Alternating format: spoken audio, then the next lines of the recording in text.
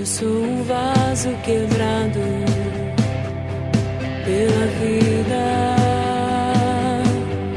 Eu sou um vaso arranhado pelas circunstâncias. Eu sou um vaso quebrado, tentando me reconstruir. Eu já fui encostado por haver outros mais fortes.